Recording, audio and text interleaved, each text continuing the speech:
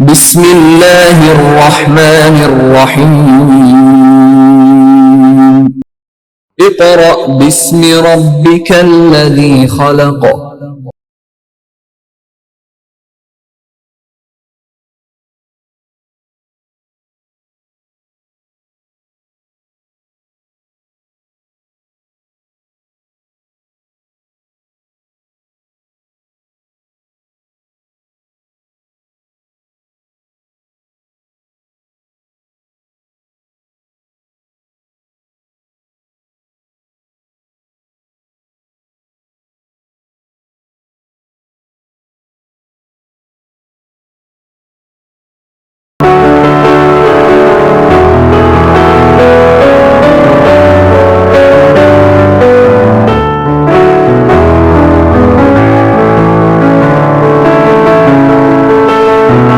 Bismillahirrahmanirrahim.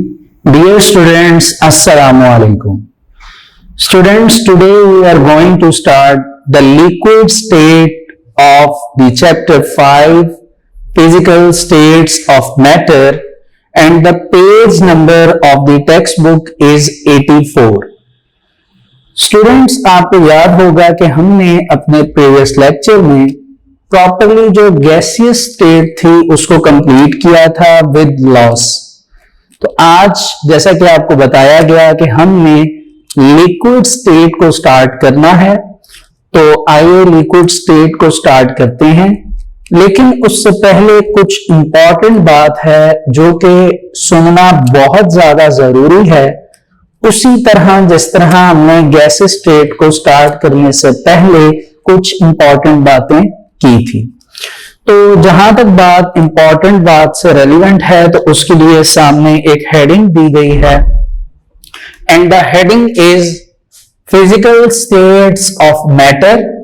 ठीक है, matter की हमारे पास जो स्टेट्स हैं उनके बारे में फिजिकली हम देखेंगे। एंड द रोल का मतलब किरदार, किस चीज का किरदार जी? इंटरमोलेकुलर फोर्सेस। कौन सी फोर्सेस हैं स्टूडेंट्स? इंटरमोलेकुलर फोर्सेस। इनको हम इंटरमॉलिक्यूलर फोर्सेस का नाम भी देते हैं। अगर इनकी डेफिनेशन की बात की जाए कि इंटरमोलेकुलर फोर्सेस होती क्या हैं, तो हम ये कहते हैं द वीकेस्ट फोर्सेस या फिर द वीक फोर्सेस। ठीक है, वीक फोर्सेस। वीक का मतलब ऐसी कमजोर ताकतें जो कि मॉलिक्यूल के एटम्स के दरमियान पाई जाती हैं। और इंटरमोलेकुलर फोर्सेस से रेलिवेंट प्रीवियस लेक्चर्स में भी मैंने आपको बताया है। तो यहां पे क्या होगा बेसिकली कि हम थोड़ा सा कंपैरिजन करेंगे liquid, solid and gas state में। लेकिन जैसा कि हम ये जानते हैं कि गैस स्टेट हम कंप्लीट कर चुके हैं और ये कंपैरिजन हम पहले भी एक मर्तबा पढ़ चुके हैं, इसलिए गैस स्टेट को हम यहां पर ऐड प्रॉपर नहीं करेंगे। अब क्योंकि हमने लिक्विड स्टेट स्टार्ट करनी थी आज से इस लेक्चर में, इसलिए हम इस पर फोकस रखेंगे ज्यादा, और एक दो बातें सॉलिड स्टेट से रेलेवेंट हम यहां पर राइट कर देंगे। तो जैसा कि लिक्विड स्टेट की बात हम करने लगे हैं, एंड हम ये भी जानते हैं कि लिक्विड, सॉलिड एंड गैस देखा जाए तो तीनों जो हैं वो बेसिकली हमारे पास मैटर की क्या आ जाती हैं? Physical states. ठीक है, तो स्टूडेंट्स लिक्विड स्टेट के बारे में सबसे इंपॉर्टेंट बात और पहली बात कि दे हैव डेफिनाइट वॉल्यूम, कि इनका एक प्रॉपर एक कांस्टेंट वॉल्यूम होता है, लेकिन it does not have definite shape. इनकी कोई भी प्रॉपर शेप नहीं होती, बल्कि आप इनको जिस तरह के कंटेनर में, बीकर में, ठीक है, जिस भी चीज में डालेंगे, वाटर जो होगा वो बेसिकली उस तरह की शेप, जिस तरह का कंटेनर होगा वैसे बना लेगा। ठीक है, जैसे फॉर एग्जांपल अगर आपके पास 1 ग्लास ऑफ वाटर है and the shape of the glass is cube, तो बेसिकली वाटर की शेप भी वैसे ही होगी। अगर आप उसको किसी बाउल में शिफ्ट कर लेंगे पानी को, तो जिस तरह की बाउल की शेप होगी इंटरनल, वैसे ही वाटर जो है वो शेप अपनी बना लेगा। इट मीन्स दैट कि वाटर की वाटर कह लें या आप कोई भी लिक्विड कह लें, क्योंकि वाटर एक यूनिवर्सल सॉल्वेंट है इसलिए मैं कह रहा हूं। उसके अलावा भी जो भी लिक्विड आपके पास मौजूद होगा उसकी कोई डेफिनाइट शेप नहीं होगी। लेकिन अगर इससे कंपैरिजन पे देखा जाए सॉलिड स्टेट को, तो आप देख सकते हैं कि सॉलिड स्टेट में क्या होता है कि कोई भी चीज अगर हमारे पास सॉलिड स्टेट में मौजूद है, फॉर एग्जांपल डाइस है हमारे पास टेबल है, व्हाइट बोर्ड है, सॉलिड स्टेट में जो भी आपके पास मटेरियल मौजूद होगा बेसिकली वो एक खास शेप में होता है, ठीक है। They have definite shape and definite volume. तो सॉलिड स्टेट में जो वॉल्यूम है एंड जो शेप है बेसिकली ये दोनों क्या होती हैं, डेफिनाइट। दूसरी बात क्या होती है स्टूडेंट्स जो हमें नजर आती है वो ये कि बेसिकली हमारे पास जो सॉलिड होते हैं इनके जो पार्टिकल्स होते हैं, क्या होते हैं, पार्टिकल्स, वो बहुत ज्यादा टाइटली पैक होते हैं। क्या होते हैं, टाइटली पैक, कि इनमें बिल्कुल भी स्पेस नहीं होता। ये आप देख सकते हैं, ये बिल्कुल जो मॉलिक्यूल्स हैं या पार्टिकल्स हैं ये एक दूसरे से टाइटली पैक है, ठीक है। इनमें बिल्कुल भी स्पेस नहीं है, बिल्कुल भी जो है वो इनमें जगह नहीं है, ठीक है। इसलिए सॉलिड जो होती हैं ये हार्ड होते हैं बाय नेचर। लेकिन इस प्रॉपर्टी को अगर आप लिक्विड के साथ मैच करें तो लिक्विड के जो पार्टिकल्स हैं या मॉलिक्यूल्स हैं इनमें कुछ ना कुछ क्या होता है, डिस्टेंस होता है। उस डिस्टेंस को अगर गैस के साथ आप कंपेयर करें तो बहुत कम होता है। गैसेस में तो बहुत ज्यादा होता है, वो रैंडम मूव कर सकती हैं। लिक्विड में गैस स्टेट्स के रिजेंबलनेस पे लिक्विड स्टेट के जो मॉलिक्यूल्स हैं उनमें कम डिस्टेंस होता है। सॉलिड स्टेट में तो बिल्कुल ही डिस्टेंस नहीं ना होता। लिक्विड स्टेट में अगर सॉलिड से रिजेंबल करें तो उनकी निस्बत क्या होता है, कम, लेकिन गैस की निस्बत जो है वो क्या होता है, ज्यादा। अच्छा जी, अब अगर स्टूडेंट्स लिक्विड स्टेट की बात कर ली जाए, इनके हमने पार्टिकल्स की बात भी कर ली, तो अब हम देखेंगे कि लिक्विड स्टेट की कौन सी फिजिकल प्रॉपर्टीज हैं जिनको हम टिपिकल प्रॉपर्टीज का नाम दे सकते हैं, और ये उसी तरह हम प्रॉपर्टीज की डिस्कशन करेंगे जिस तरह हमने गैस स्टेट में की थी। तो कौन कौन सी टिपिकल प्रॉपर्टीज हैं स्टूडेंट लिक्विड स्टेट में, आइए देखते हैं। सबसे पहले नंबर पे हमारे पास आ जाती है जो प्रॉपर्टी, इट इज इवेपोरेशन, ठीक है। सेकंड पे हमारे पास आ जाती है जी वेपर प्रेशर।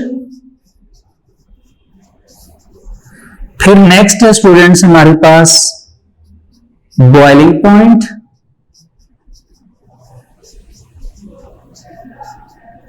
उसके बाद जो है वो हमारे पास है diffusion in liquid, diffusion in liquid state, कि हम देखेंगे कि लिक्विड स्टेट में डिफ्यूजन कैसे होती है। वैसे देखा जाए तो डिफ्यूजन जो है वो हमने गैस स्टेट में भी डिस्कस किया था, लेकिन यहां पे हम लिक्विड स्टेट में भी डिस्कस करेंगे। तो वैसे तो इंपॉर्टेंट प्रॉपर्टीज कुछ यही हैं, एक दो और भी प्रॉपर्टीज हैं, जब हम उन पर आएंगे तो उनकी प्रॉपर डिस्कशन करेंगे। तो पहले आइए physical states of matter and the role of intermolecular forces, इनके बारे में हम पेज नंबर 84 पर रीड करते हैं जी। वो कहते हैं as you know that matter exists in 3 physical states. जैसा कि आप जानते हैं कि मैटर की 3 स्टेट्स हैं, gas, liquid and solid.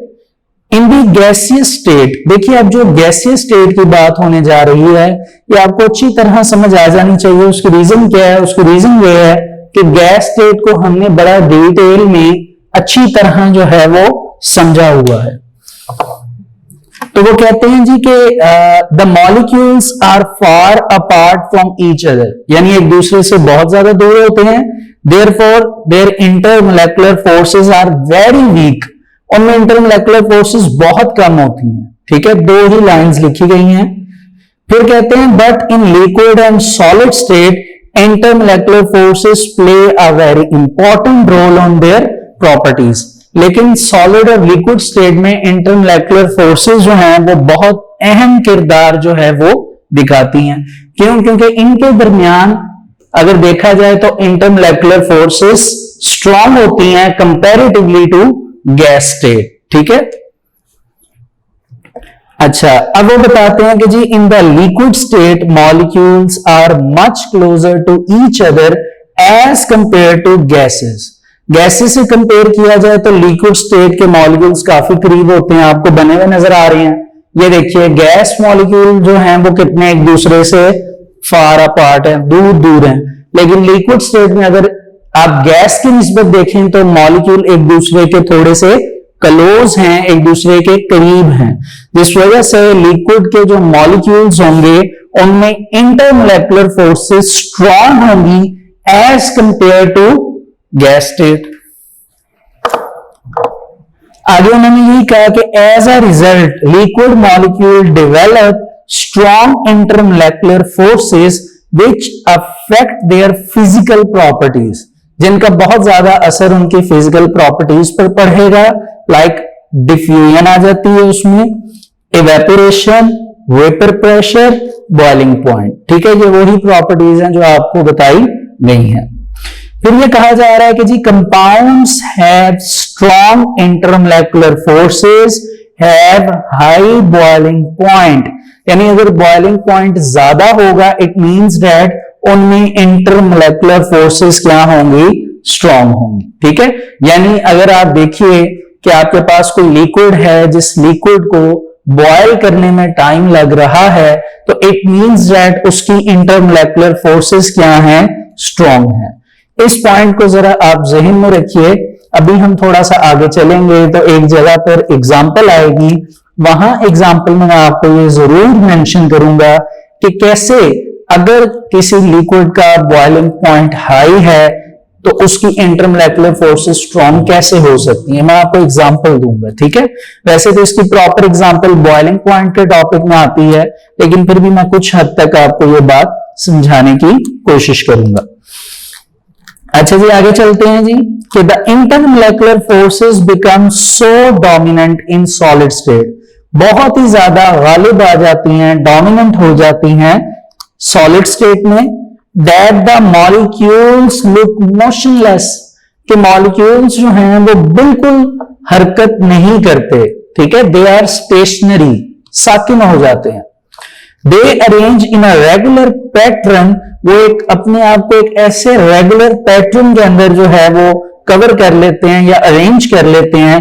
Therefore they are denser than molecules of liquid, कि वो लिक्विड के मॉलिक्यूल की निस्बत ज्यादा डेंसर होते हैं, उनकी डेंसिटी ज्यादा होती है। इसलिए आप देखिए कोई भी सॉलिड मटेरियल है उसको उठाना कितना मुश्किल होता है, कैरी करना मुश्किल होता है। उसकी रीजन क्या होती है कि उनकी डेंसिटी ज्यादा होती है। और लास्ट टाइम ये आपको बात समझाई गई थी गैसेस के डेंसिटी के टॉपिक में कि density is directly proportional to mass, कि मैस जितना ज्यादा होगा डेंसिटी उतनी ही क्या होगी, ज्यादा होगी। चलिए जी, ये बातें समझने के बाद अब आपको ये कंफर्म हो गया कि जी इंटरमोलेकुलर फोर्सेस का कितना इंपॉर्टेंट रोल है लिक्विड स्टेट पे, ठीक है। तो आइए अब लिक्विड स्टेट को स्टार्ट करते हैं। Liquid have a definite volume but their shape is not definite, ये बात हम समझ चुके हैं, इसको आप अच्छी तरह इस लाइन को याद करिए। A liquid attains shape of the container in which it is put, यानी जिसमें आप लिक्विड को शिफ्ट करेंगे, जिस भी कंटेनर में, जैसा भी कंटेनर होगा वैसा ही लिक्विड जो है वो अपनी शेप बना लेगा। फ्यू टिपिकल प्रॉपर्टीज जो लिक्विड की हैं वो डिस्कस की गई हैं, जिसमें पहले नंबर पे है इवेपोरेशन। तो स्टूडेंट्स, इवेपोरेशन जो है ये हमारा लॉन्ग क्वेश्चन है, आज हम इवेपोरेशन को इस लेक्चर में डिस्कस करेंगे। तो आइए देखते हैं कि इवेपोरेशन क्या है। बहुत सिंपल सी डेफिनेशन है और इसके साथ साथ कुछ आपको एक्सटर्नल एग्जांपल्स भी मैं देने की कोशिश करूंगा। पहले तो आइए डेफिनेशन देखिए जो लिखी हुई है कि ऐसा प्रोसेस जिसमें हम ये कहते हैं कि changing of a liquid state into gas phase, कि आपके पास कोई भी लिक्विड है, वो लिक्विड जो है वो किसमें कन्वर्ट हो गई है, गैस में। लिक्विड जो है वो किसमें कन्वर्ट हो गया, गैस में। इसको हम इवेपोरेशन कहते हैं। लेकिन इवेपोरेशन के प्रोसेस में टेम्परेचर का होना बहुत ज्यादा जरूरी है।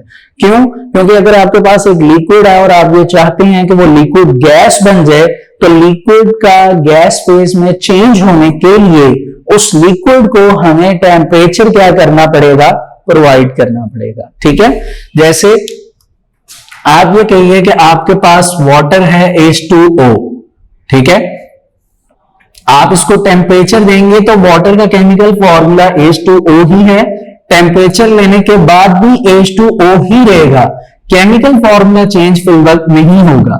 फर्क ये होगा कि जो वाटर लेफ्ट साइड पे है हमारे रिएक्टेंट्स में, बेसिकली इसकी बेस में हम L लिख देंगे, L स्टैंड फॉर लिक्विड, जबकि राइट साइड पे जो वाटर है इसकी बेस में G लिखा जाएगा, और G किस चीज को स्टैंड करेगा, गैस को। और ये डेल्टा साइन जो है बेसिकली ये किसको रिजेंबल करता है, हीट को या फिर टेम्परेचर को। तो आपकी बुक पे ये वैल्यू गिवन की गई है कि 40.7 किलो जूल पर मोल। आप देख सकते हैं डेल्टा H लिखा हुआ है और लिखा हुआ है उसकी बेस में VAP, वेपोराइज होगी, और इस एनर्जी पर आपका जो वाटर लिक्विड स्टेट में है वो गैस फेस में कन्वर्ट हो जाएगा। ठीक है, यानी इसके लिए जो एनर्जी लगेगी, हीट एनर्जी, वो हमारे पास कितनी है, 40.7 किलो जूल एनर्जी का यूनिट है पर मोल। देखिए हमने ये बात 9th क्लास में बड़ी ही डिटेल में डिस्कस की थी कि आपके पास कोई भी चीज, चाहे वो एटॉमिक मास हो, मोलेकुलर मास हो, फॉर्मूला मास हो, आप उसको ग्राम में ले लेते हैं। ठीक है, ये बड़ा इंपॉर्टेंट टॉपिक था और आपने फर्स्ट चैप्टर में केमिस्ट्री में पढ़ा था कि आपके पास कोई भी चीज है उसका जितना मर्जी ही मास क्यों ना हो, इट इज इक्वल टू 1 मोल। तो यहां पे एग्जांपल को बताते हुए यही कहा गया है कि आपके पास 1 मोल वाटर है, यानी एक बीकर है उसमें आपने पानी लिया हुआ है, वो पानी का मास कुछ भी हो, इट इज इक्वल टू 1 मोल।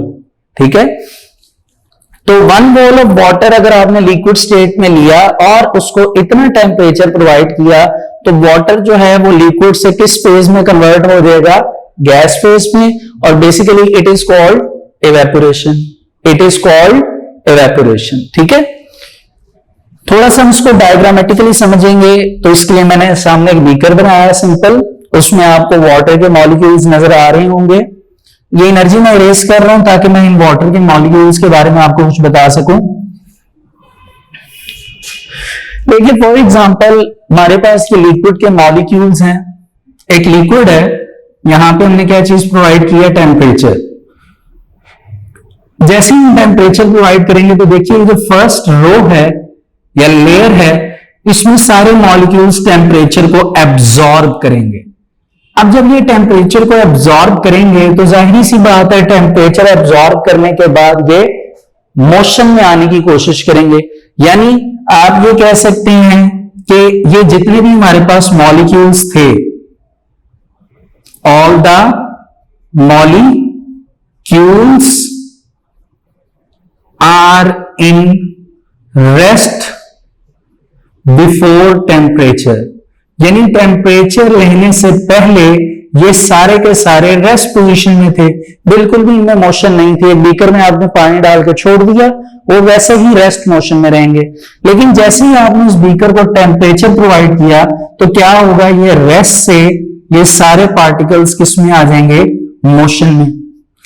किस में आ जाएंगे, मोशन में। तो याद रखिए अगर रेस्ट की वजह से मोशन में कन्वर्जन हो या कोई भी बॉडी अगर वो रेस्ट से मोशन में आती है तो हम ये पढ़ते हैं कि बेसिकली ये उसकी कौन सी एनर्जी है, काइनेटिक एनर्जी। कौन सी एनर्जी है, काइनेटिक एनर्जी। ये आपने फिजिक्स में भी पढ़ा है।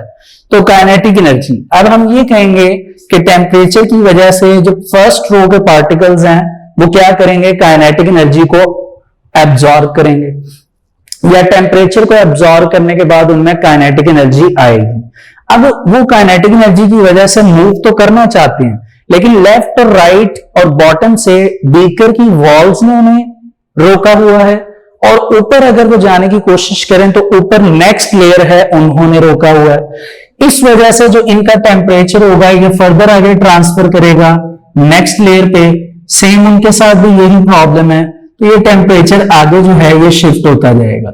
यानी आप ये कहिए कि टेम्परेचर जो है वो आगे ट्रेवल होता जाएगा और हीट इन मॉलिक्यूल में एब्जॉर्ब होती जाएगी। क्या होती जाएगी?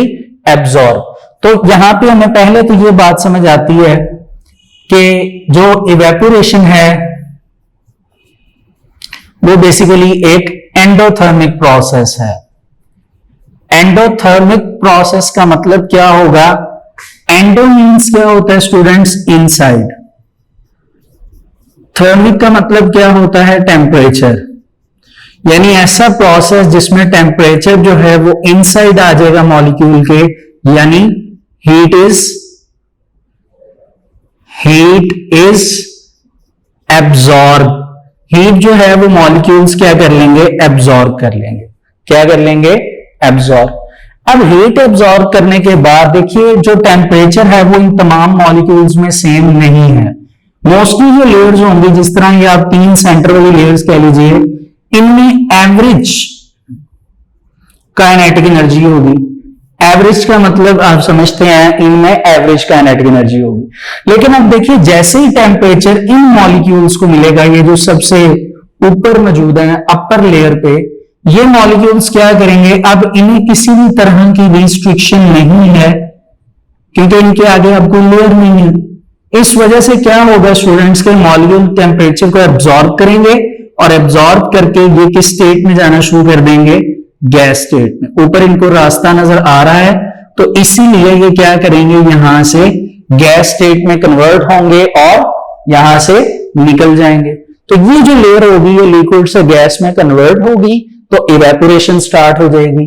अब ये लेयर के मॉलिक्यूल्स जाएंगे तो नेक्स्ट लेयर के मॉलिक्यूल्स को स्पेस मिलेगी, फिर वो जाएंगे। इस तरह करके जितने भी मॉलिक्यूल्स हैं वो इवेपोरेट होते चले जाएंगे अगर हम उनका टेम्परेचर कंटिन्यू रखेंगे। टेम्परेचर अगर कॉन्टिन्यूसली चलता रहेगा, हम प्रोवाइड करते रहेंगे, तो मॉलिक्यूल्स की लेयर्स 1 बाय 1 करके इवेपोरेट होती चली जाएंगी। ठीक है जी, चलिए थोड़ा सा इसको रीड करते हैं साथ साथ ही।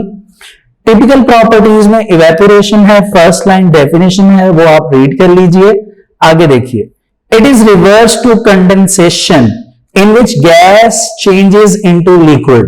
अब ये आपको एक नई टर्म सीखने को मिल गई कि अगर ऐसे प्रोसेस में जिसमें गैस को लिक्विड में कन्वर्ट किया जाए, गैस स्टेट को लिक्विड में कन्वर्ट किया जाए तो उसको कंडेंसेशन कहा जाता है। ठीक है, इसको थोड़ा सा आप सर्च करिएगा गूगल पे, नहीं तो जब हमारे प्रैक्टिकल स्टार्ट होंगे तो 9th क्लास के प्रैक्टिकल्स में हम पढ़ेंगे कि इवेपोरेशन क्या होता है। जैसे कि अभी हम थ्योरेटिकली पढ़ रहे हैं, प्रैक्टिकल्स में भी रिवाइज होगा। कंडेंसेशन क्या होता है, सब्लिमेशन क्या होता है, मेल्टिंग पॉइंट, बॉइलिंग पॉइंट, ये इंपॉर्टेंट टर्मिनोलॉजीज हैं। ठीक है, फिर ये कहते हैं कि evaporation is an endothermic process, के हीट इज एब्जॉर्ब्ड, ये मैंने आपको बताया। आगे कहते हैं जी, such as when one molecule of water in liquid state is converted into vapour forms या वेपर फॉर्म, वेपर का मतलब gas form, it requires 40.7 kilo joule of energy. यानी ये एनर्जी की रिक्वायरमेंट है, इतनी एनर्जी मिलेगी तब ही बेसिकली ये क्या होंगे? इवेपोरेट होंगे। रिएक्शन आपके सामने है, आपको मैंने भी बता दिया। आगे चलते हैं जी कि इन द लिक्विड स्टेट, अगर हम लिक्विड स्टेट की बात करें, then molecules are in a continuous state of motion.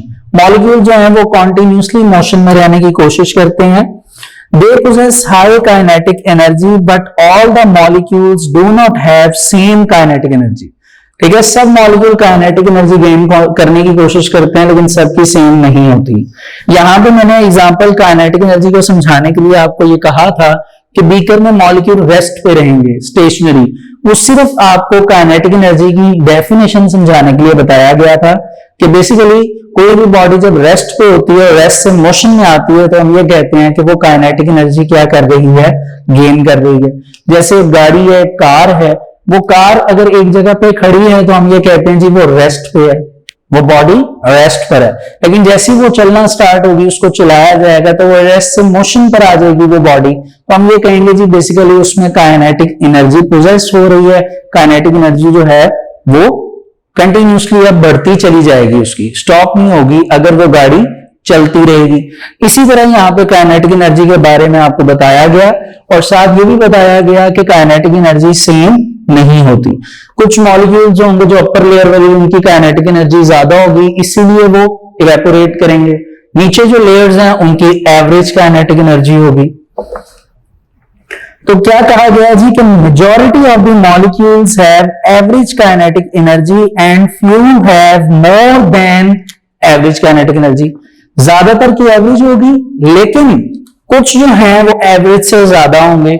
जैसे ये आप ऊपर वाली लेयर देखें, इसकी काइनेटिक एनर्जी ज्यादा थी, तभी तो ये मोशन करके यहां से क्या हुए, evaporate. The molecules having more than average kinetic energy overcome the attractive forces, यानी उनके दरमियान, मॉलिक्यूल के दरमियान जो अट्रैक्टिव फोर्सेस हैं वो ओवरकम हो जाएंगी among the molecules and escape from the surface. Escape का मतलब होता है निकलना, और वो सरफेस से बचकर निकल जाएंगे। It is called evaporation. तब हम इसको इवेपोरेशन कहेंगे। बेसिकली उन्होंने डेफिनेशन के बाद थोड़ा सा इवेपोरेशन को एक्सप्लेन किया कि हमें पता चल जाए कि इवेपोरेशन क्या है। अच्छा जी, नेक्स्ट जो पैराग्राफ है उन्होंने उस पैराग्राफ में सिर्फ एक बात है जो आपने याद रखनी है, वो ये कि evaporation is directly proportional to temperature and vice versa। मतलब क्या कि अगर आप चाहते हैं कि रेट ऑफ इवेपोरेशन इंक्रीज हो तो आपको क्या इंक्रीज करना पड़ेगा, टेम्परेचर। अगर टेम्परेचर इंक्रीज होगा तो रेट ऑफ इवेपोरेशन भी इंक्रीज होगा, एंड वाइस वर्सा का मतलब अगर रेट ऑफ टेम्परेचर रिड्यूस होगा तो इवेपोरेशन का रेट भी क्या हो जाएगा, रिड्यूस। ठीक है।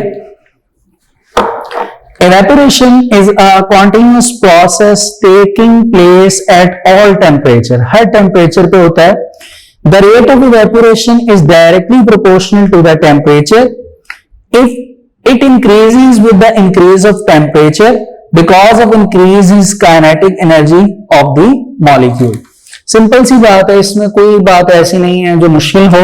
टेम्परेचर अगर आप ज्यादा देंगे तो ये ज्यादा जल्दी मॉलिक्यूल टेम्परेचर को एब्जॉर्ब करेंगे। इनकी काइनेटिक एनर्जी, एवरेज जो काइनेटिक एनर्जी है वो ज्यादा जल्दी आ जाएगी। ऊपर वाली लेयर की हाई काइनेटिक एनर्जी हो जाएगी और वो जल्दी से क्या कर जाएंगे, इवेपोरेट।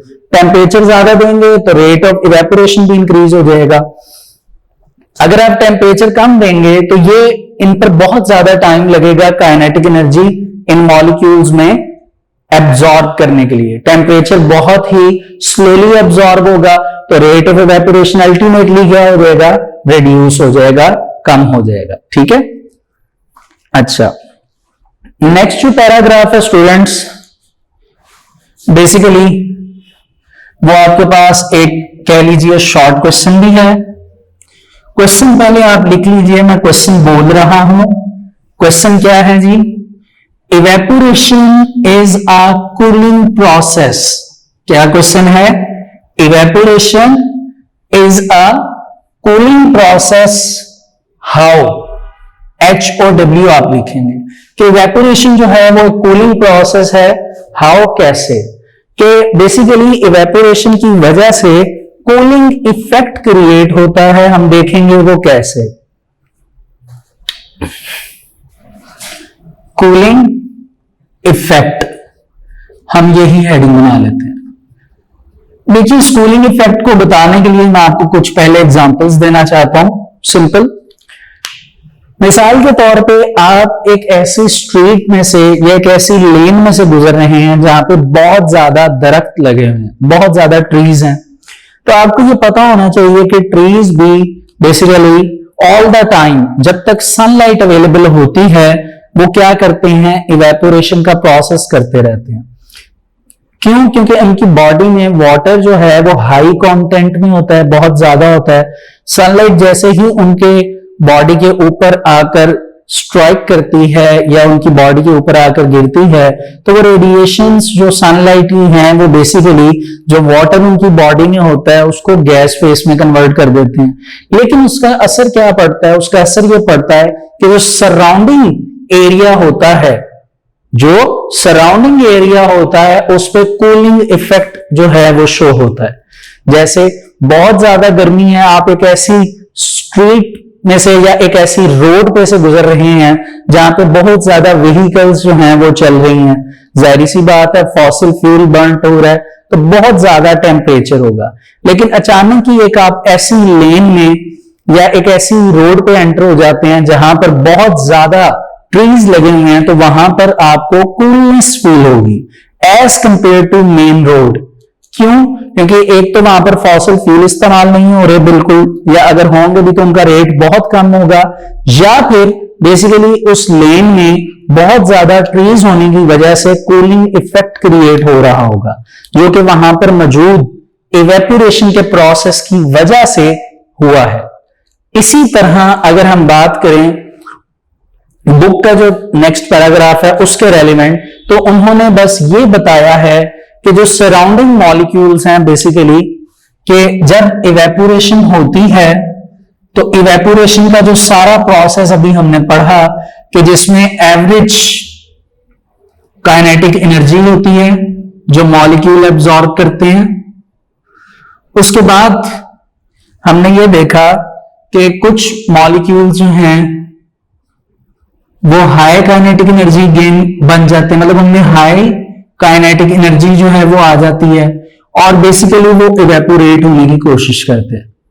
इवेपोरेट होने की जब वो इवेपोरेशन हो रही होती है तो बेसिकली जो इनके सराउंडिंग मॉलिक्यूल्स हैं, सराउंडिंग मॉलिक्यूल्स जो इनके इर्द गिर्द मौजूद होते हैं, बेसिकली स्टूडेंट्स वो भी अपनी एनर्जी जो होती है हीट एनर्जी वो इन मॉलिक्यूल्स को, जिन मॉलिक्यूल्स ने क्या होना है इवेपोरेट, इन मॉलिक्यूल्स को क्या कर देते हैं प्रोवाइड कर देते हैं, जिसकी वजह से जो सराउंडिंग एरिया है,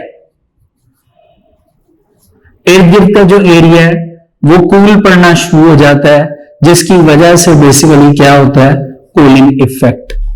क्या होता है कूलिंग इफेक्ट। तो ये नेक्स्ट पैराग्राफ है, evaporation is a cooling process when the high kinetic energy molecule vaporize, the temperature of remaining molecules fall down. To compensate this deficiency of energy, molecule of liquid absorb energy from the surroundings, इर्द गिर्द से, ठीक है। As a result, temperature of surroundings decrease. जो surrounding molecules है उनका temperature कम हो जाएगा क्योंकि उनकी एनर्जी जो है वो दूसरे मॉलिक्यूल्स एब्जॉर्ब कर रहे हैं एंड वी फील कूलिंग, और हमें क्या फील होता है कूलिंग प्रोसेस। अब उन्होंने एग्जांपल दिया है कि आप अपनी पाम पे 2 से 3 ड्रॉप्स अल्कोहल के डालें। तो अल्कोहल क्या है? अल्कोहल एक ऐसा केमिकल है जो बहुत जल्दी वेपराइज हो जाता है या बहुत जल्दी इवेपोरेट हो जाता है, लेकिन जैसे ही वो अल्कोहल इवेपोरेट होती है तो पीछे वो एक कूलिंग इफेक्ट छोड़ जाती है। जैसे आप देखें जो परफ्यूम्स होते हैं जो हम बॉडी पर लगाते हैं बेसिकली वो इवेपोरेट हो जाते हैं, या बॉडी स्प्रेज वगैरह है उनमें बेसिकली ये यूज होती है अल्कोहल। तो उन्होंने कहा for example when we put a drop of alcohol on palm, हथेली पर, alcohol evaporates and we feel cooling effect. ठीक है, तो ये बड़ी ही एक्सप्लेनेशन है, इसको हम इतना डिटेल में इसलिए डिस्कस कर रहे हैं ताकि हमें प्रॉपरली और अच्छी तरह समझ आ जाए। अब जो नेक्स्ट चीज है स्टूडेंट्स हमारे पास वो है फैक्टर्स, फैक्टर्स ऑफ इवेपोरेशन। देखिए अगर तो आपको अभी तक इवेपोरेशन की बातें जो मैंने की वो समझ आ गई हैं तो फैक्टर्स बहुत इजी हैं। पहले नंबर पर है सरफेस एरिया, दूसरे नंबर पर स्टूडेंट्स हमारे पास है इंटरमोलेकुलर फोर्सेस,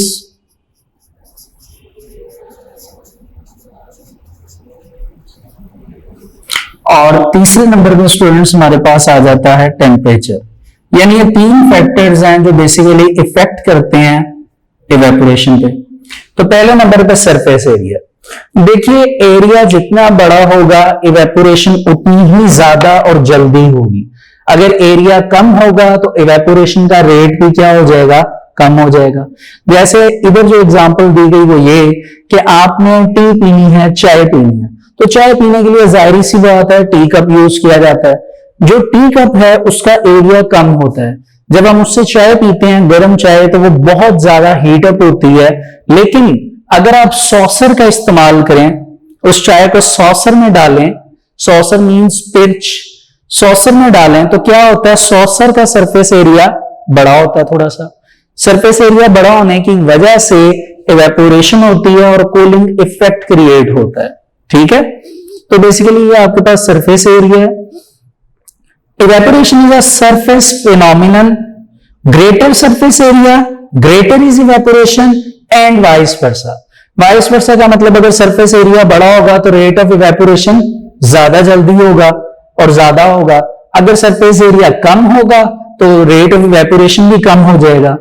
ठीक है, for example sometimes a saucer is used if tea is to be cooled quickly. अगर आपने चाय को जल्दी ठंडा करना है, दिस इज बिकॉज, इसकी वजह यह है कि evaporation from the larger surface area of saucer, ये जो सॉसर है उसका लार्ज सरफेस एरिया जो है वहां से इवेपोरेशन जो होगी is more than that from the smaller surface area of a tea cup.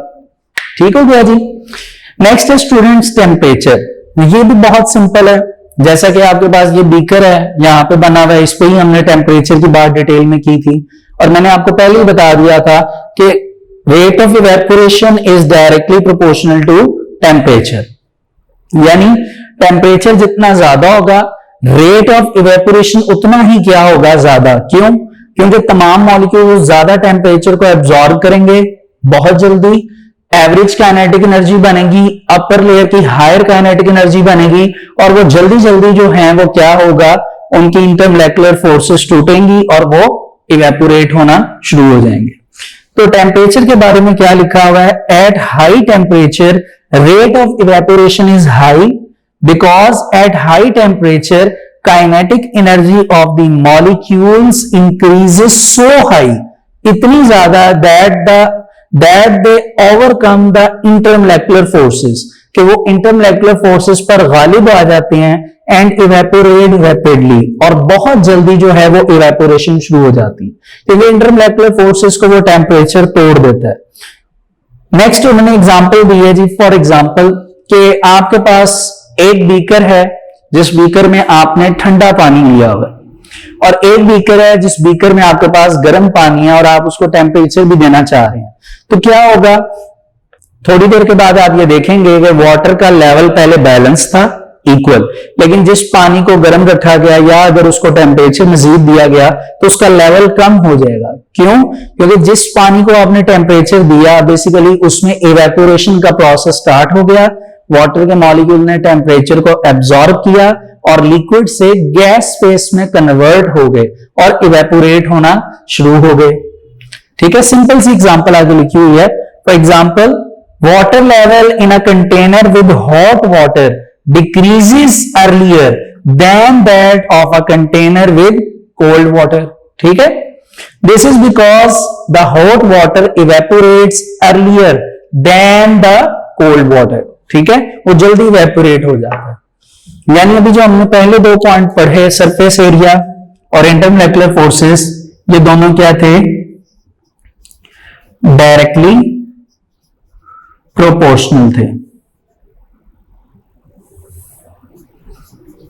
यानी सरफेस एरिया डायरेक्टली प्रोपोर्शनल था इवेपोरेशन के, कि जितना सरफेस एरिया होगा इवेपोरेशन उतनी ज्यादा होगी। इसी तरह आपके पास जो, अच्छा सॉरी, नेक्स्ट पॉइंट इंटरमोलेकुलर फोर्सेस लिखा हुआ है,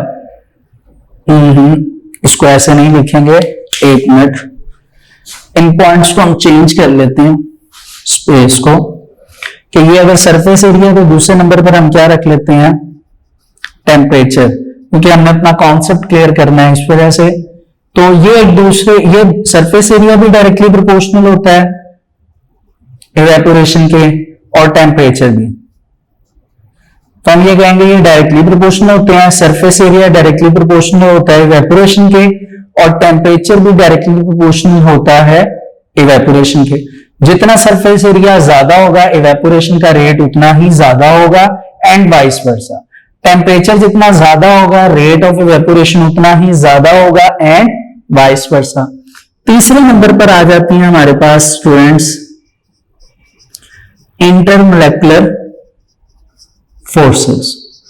इंटरमोलेकुलर फोर्सेस का कॉन्सेप्ट थोड़ा सा डिफरेंट है कि देखिए, अगर हमारे पास इंटरमोलेकुलर फोर्सेस स्ट्रांग होंगी किसी भी लिक्विड में, तो उनको तोड़ने में एनर्जी ज्यादा लगेगी, उनको तोड़ने में एनर्जी क्या लगेगी, ज्यादा, जिसकी वजह से इवेपोरेशन को डिफिकल्टी क्या करनी पड़ेगी, फेस करनी पड़ेगी। ठीक है, इसलिए टेम्परेचर भी क्या लगेगा, बहुत ज्यादा लगेगा। जैसे अगर बात की जाए इंटरमोलेकुलर फोर्सेस के हवाले से, तो जो वाटर होता है इसकी इंटरमोलेकुलर फोर्सेस जो होती हैं वो बहुत ज्यादा क्या होती हैं, स्ट्रांग होती हैं। अगर हम इसको कंपेयर करें with the intermolecular forces of alcohol, क्योंकि अल्कोहल की जो इंटरमोलेकुलर फोर्सेस होती हैं वो बेसिकली वाटर की निस्बत जो होती हैं वो क्या होती हैं, वीक होती हैं, कमजोर होती हैं। इसीलिए वाटर का जब हम बॉइलिंग पॉइंट पढ़ते हैं तो वो 100 डिग्री सेल्सियस होता है, यानी उसको इवेपोरेट होने में टाइम लगता है, जबकि अल्कोहल ज्यादा जल्दी इवेपोरेट कर जाती है, वो 78 डिग्री सेल्सियस पे इवेपोरेट हो जाती है। इवेपोरेट मतलब इसका बॉइलिंग पॉइंट आ जाता है। लेकिन हम ये कहते हैं कि अल्कोहल ज्यादा जल्दी इवेपोरेट होती है, क्यों, क्योंकि उसकी इंटरमोलेकुलर फोर्सेस वीक हैं, उनको तोड़ना आसान है, टेम्परेचर कम लगेगा और ज्यादा जल्दी इवेपोरेट हो जाएंगे।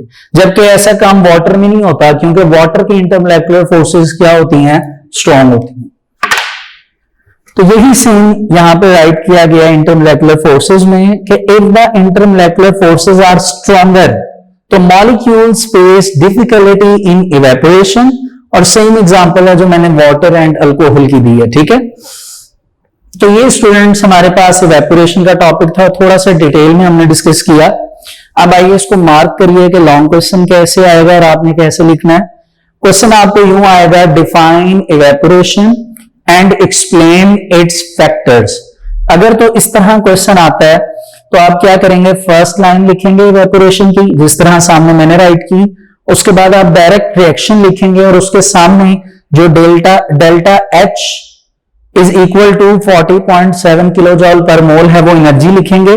उसके बाद डायरेक्ट जो है वो आप फैक्टर्स को एक्सप्लेन कर देंगे। लेकिन अगर क्वेश्चन ये आता है, right a note on evaporation and explain it's factors, तो आप डेफिनेशन के साथ रिएक्शन लिखेंगे।